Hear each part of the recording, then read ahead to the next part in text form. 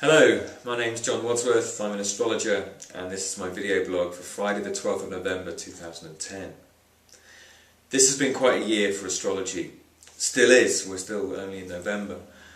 The Grand Cross that was most active over 2 months over the summer of this year has really created, I believe, a huge shift in many people. It's helped many people to align to their path.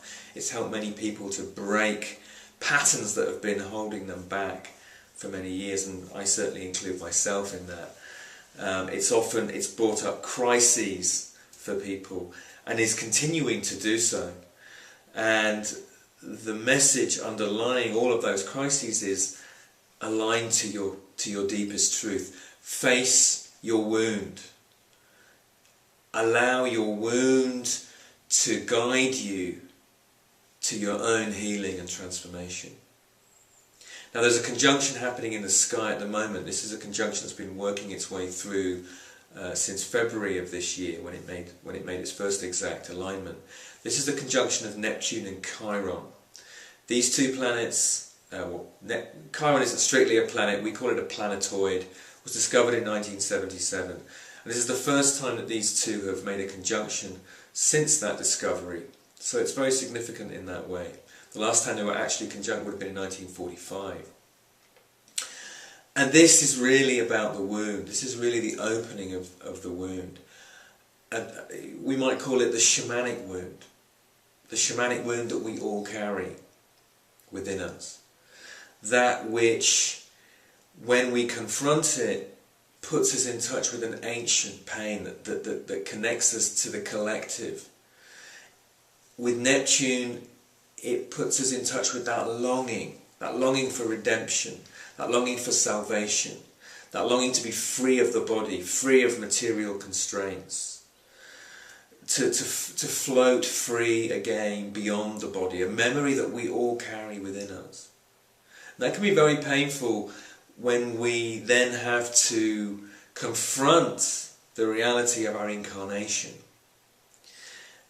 Some people talk about this conjunction as being quite an ungrounded conjunction, and it can have that effect. It can have very much a visionary effect, particularly if you have your natal planets in relationship to this conjunction, which happens at 27 degrees of Aquarius. So if you have any planets around those degrees of Aquarius, or in any of the fixed signs, Taurus, Leo, Scorpio or Aquarius, you're going to be very much plugged into this conjunction. And what it's doing is it's bringing us back to ourselves. And I think that's what astrology does.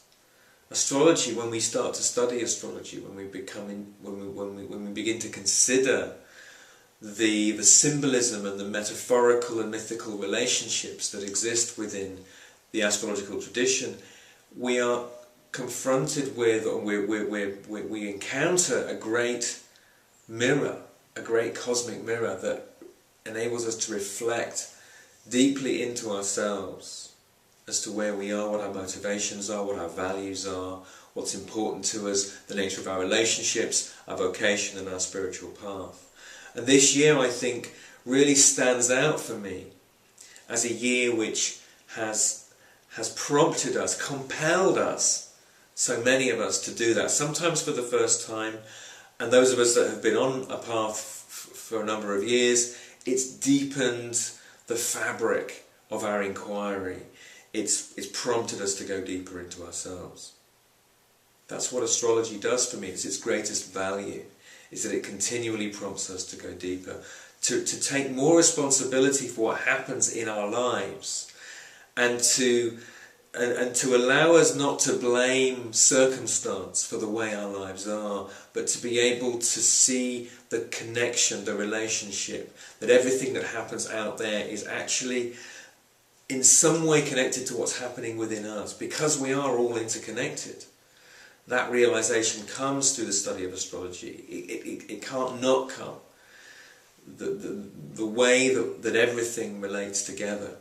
And that enables us then to take more responsibility in our lives. I think if there's one message I want to just convey today in this blog, it's it's that message of taking more responsibility for what happens in our lives, and therefore, moving beyond that victim position of thinking that, that we're just this, that we're receiving all this random stuff and that we're the victim of that. Actually, at some level deep within us, it's what's happening is that that internal drama that is depicted so beautifully in our birth chart is being played out through the situations, relationships, and so on in our lives. So I think if I want to convey one thing today, it's that we can take that responsibility and work with astrology in a way to do that.